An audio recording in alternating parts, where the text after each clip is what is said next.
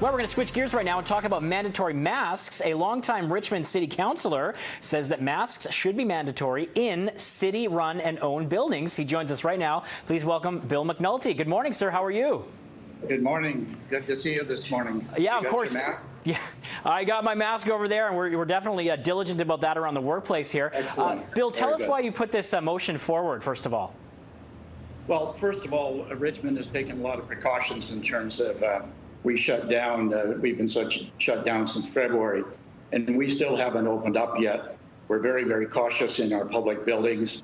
We're just coming back gradually. We're behind in our pools and our arenas and our community centers. And given the situation that is now, it's still a critical situation from my point of view as chair of community safety, that I felt that those things that we can control, then we should be doing something more about it. We know the benefits of masks. Our health authorities have helped us out no end in terms of helping the mask. But we've got an aging population in Richmond and a lot of vulnerable groups, and they come to City Hall.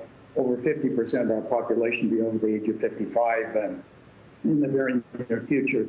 So I think it's something that we need to take all precautions, and our health authorities tell us that, and they say masks are beneficial. We don't have to discuss that. Now, okay, if they are, why aren't we doing it? Okay. So I put it forward to staff to ask them to come back with a policy on not only the public coming into city facilities, but our own staff working with each other. Just because they're 6 feet apart doesn't mean to say it's safe. And what are some of the concerns that you've heard with respect to staff safety for people that are working in city-run buildings in Richmond?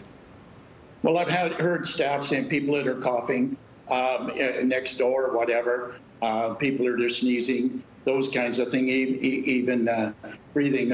What pushed it for me was that I pushed it because our fitness people now, when you go to work out in our community centers, all the fitness instructors are wearing masks, and many of other people. But only half of our staff are wearing masks where we can see it. So we need to have others follow suit. Let's have a policy for everybody when you're in working with each other. Okay, and what are the next steps, Bill, to get this in front of City Council again? Well, it was referred and supported unanimously by members of City Council.